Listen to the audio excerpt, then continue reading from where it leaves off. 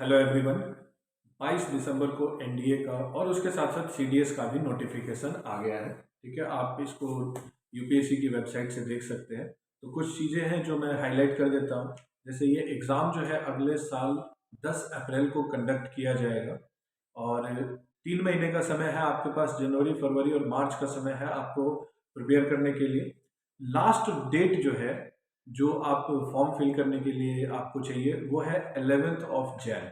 तो next month का 11th of Jain तक शाम को 6 बजे के पहले पहले आपको सारी फॉर्मेलिटीज़ पूरी करनी है। फॉर्मेलिटीज़ इन द सेंस आपको फ़ी भी पे करना है, आपको अपने आप को रजिस्टर भी करना है। ठीक, अच्छा, एलिजिबल कौन है स्टूडेंट्स? वो बच्चे जो 12th क्लास में है वो एलिजिबल है। 11th वाले बच्चे एलिजिबल नहीं है। हालांकि वो फाइनल ईयर का दे करके, मतलब अपियरिंग करके, 12th अपियरिंग करके वो एक्सपीरियंस के लिए, अपने प्रिपरेशन के लिए जरूर देते हैं और देना भी चाहिए। ओके ना, इसकी फीस जो है वो 100 रुपीज़ है और आप इसको ऑनलाइन ही पे कर सकते हैं। कोई और दूसरा मीडियम नहीं है, ये चीज़ आपको ध्यान रखना है। कहाँ से नोटिफिकेशन मिलेगा? upsc.gov.in से आपको नोटिफिकेशन मिल जाएगा। और फॉर्म कहाँ फिल करना है? upsconline.nic.in पे जाकर के अपने आप को रजिस्टर करना है और उसके बाद में फॉर्म को फिल करना है। सबसे ज़्यादा जरूरी चीज़, कितनी वैकेंसी आई है? 400 वैकेंसीज है। गर्ल्स के लिए 19 है। अब ये सोच करके आप लोग ऐसा नहीं है कि फॉर्म फिल नहीं करेंगे, किसी को भी अपने लिए सिर्फ एक ही सीट चाहिए होती है। तो ये मत देखा करिए कि 19 सीट है हमारे लिए अभी, या फिर 400 सीटें हैं, या कैसे है। ठीक है, आपको अगर आपका एम है, आपका ड्रीम है, तो अपने अपने ड्रीम को जरूर चेज करना चाहिए। ठीक है, फिर बात करते हैं कि कौन से बैच के लिए इसकी एंट्री है। तो 149th बैच जो है वो आर्मी, एयरफोर्स और नेवी का, उसके लिए इसकी एंट्री है। उसके साथ साथ इंडियन नेवल एकेडमी कोर्स जो है वो 111th बैच के लिए ये एग्जाम कंडक्ट कराया जाएगा। सबसे ज्यादा जरूरी चीज जो बहुत सारे बच्चे क्वेश्चन पूछते भी हैं और डाउट भी रहता है कि कौन से ऐसे बच्चे हैं जो एलिजिबल होंगे। तो भाई एज ब्रैकेट जो है वो दिया गया है 2 जुलाई 2003 से लेकर के 1 जुलाई 2006 तक। इसके बीच में, यानी कि 2003 से 2006 के बीच में जिनका बर्थ है वो एलिजिबल है। अब उस पर्टिकुलर ईयर में 2 जुलाई 2003 से लेकर के और 1 जुलाई 2006 के बीच के बच्चे जो है वो एलिजिबल है, चाहे वो लड़का हो या फिर लड़की, दोनों में से कोई भी इसी एज ब्रैकेट में जो है वो एलिजिबल है। ठीक है, ये ध्यान रखिएगा। जिनका डेट ऑफ बर्थ मतलब आपका जो है 2 जुलाई 2003 के पहले के हैं, वो एलिजिबल इसमें नहीं है। ये चीज आपको ध्यान रखिएगा। और 2 जुलाई 2003 से लेकर के और 2 जनवरी 2004, ध्यान से सुन लीजिए, 2 जुलाई 2003 से लेके 2 जनवरी 2004 के बीच के जो बच्चे हैं वो सिर्फ और सिर्फ इसी एग्जाम के लिए एलिजिबल होंगे। अगला वाला जो एग्जाम सितंबर में जो होगा उसके लिए वो एलिजिबल नहीं होंगे।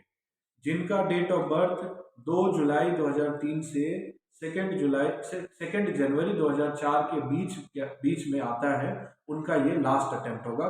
बी क्लियर, ये लास्ट अटेम्प्ट होगा उनका, वो चाहे ग्रेजुएशन कर रहे हो या फिर 10+2 कर रहे हो। ठीक है, तो ये चीज है। एक और चीज ध्यान रखिएगा, जो 111th बैच के लिए जो एंट्री है इंडियन नेवल एकेडमी कोर्स, उसके लिए सिर्फ और सिर्फ मेल कैंडिडेट्स ही एलिजिबल है, फीमेल कैंडिडेट्स एलिजिबल नहीं है। ना, एवरीथिंग इज क्लियर। 400 वैकेंसी है, 400 में से 19 वैकेंसी जो है वो गर्ल्स के लिए है, बाकी बॉयज के लिए है। अब इसकी प्रिपरेशन के लिए आपके पास मिलते हैं 3 महीने।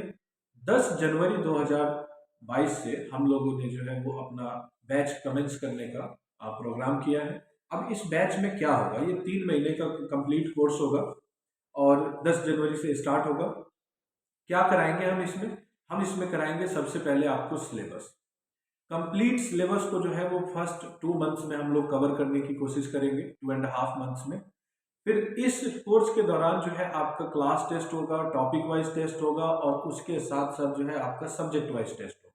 हर 15-20 दिन के बाद में आपका एक मॉक टेस्ट होगा, जो इसका कोई रेलेवेंस नहीं है सिलेबस का, वो कंप्लीट सिलेबस का टेस्ट होगा। उसके बाद में आपका रिवीजन कराया जाएगा। एक बार जब सिलेबस कंप्लीट हो जाएगा तो मॉक टेस्ट जो है वो आपको ट्रैक करेगा कि किस डायरेक्शन में आप प्रिपेयर कर रहे हैं। डाउट क्लासेस होंगी, जब आपका सिलेबस कवर हो जाएगा और रिवीजन और डाउट क्लासेस होंगी, तो वो आपका श्योर करेंगे कि जो सिलेबस कवर हुआ है और मॉक टेस्ट दे रहे हैं, बीच में कहाँ गैप हो रही है, आप आंसर क्यों नहीं कर पा रहे हैं। उसके लिए रिवीजन एंड डाउट क्लासेस होंगी, वो कंप्लीट करेगा। फिर उसके बाद फाइनली जो है आपके एग्जाम के पहले 1 अप्रैल से आपका 10 अप्रैल के बीच में हम 5 मॉक टेस्ट कंडक्ट करेंगे, जो कि ऑलमोस्ट बैक टू बैक ही रहेगा, ताकि आप एक तरीके से एग्जाम मोड में आ जाए। उसके बाद में आप जाकर के हमारे कोर्स के द्वारा आप रेडी हो जाएंगे, then you are ready to for the appearance in the exam.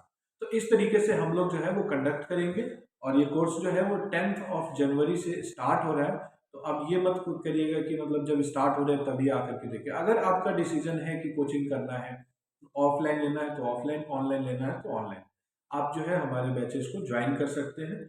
Experienced teacher है, अपडेटेड सिलेबस कवरेज होगा, साथ ही साथ आपको जो है वो प्रीवियस ईयर के क्वेश्चंस पेपर्स आपको प्रोवाइड किए जाएंगे, डाउट सेशंस, बाकी सारी चीज़ें की जाएंगी। देखिए, आपका और हमारा मकसद एक ही है, और वो है कि किसी भी तरीके से आपका ये एग्ज़ाम क्रैक हो जाए, खासकर उनका जिनका लास्ट अटेम्प्ट है। लेकिन जिनका लास्ट अटेम्प्ट नहीं है, वो ये मान के बिल्कुल भी अपीयर ना करें कि अभी हमारे अटेम्प्ट बचे हुए हैं, क्योंकि 2 पार्ट में आप कभी भी एग्ज़ाम क्रैक नहीं करोगे। ऐसा नहीं होगा कि एक बार रिटर्न कर लिया, दूसरी बार एसएसबी कर लिया। ठीक है, तो एग्जाम तो एक साथ ही आपको सारे पार करने होंगे। ठीक है, और इसके अलावा हमारा जो बेसिक मॉड्यूल है रिटर्न वाला, उसमें हम लोग जो है वो बेसिक एसएसबी की भी ट्रेनिंग देते हैं। उस बेसिक एसएसबी में किस तरीके से जो है एक पर्सनालिटी होनी चाहिए, जनरल नॉलेज के वो टॉपिक्स जिनके ऊपर डिबेट आते हैं, उनके ऊपर डिस्कशन होता है, या फिर वैट हो गया या टैट हो गया, इन सब चीज़ों की प्रैक्टिस जो है वो हम लोग क्लास में विद इन कराते हैं, ताकि आप एक तरीके से मोनोटोनस वे में पढ़ते हुए बोर ना हो जाए। ओके, तो ये सारा कुछ इन्फॉर्मेशन मुझे लगता है कि आप सभी के लिए बेनिफिशियल होगा। फिर भी अगर कुछ मिस कर गया हूँ मैं, अगर और कुछ और पूछना चाहते हो तो आप कमेंट करके पूछ सकते हैं। Thank you.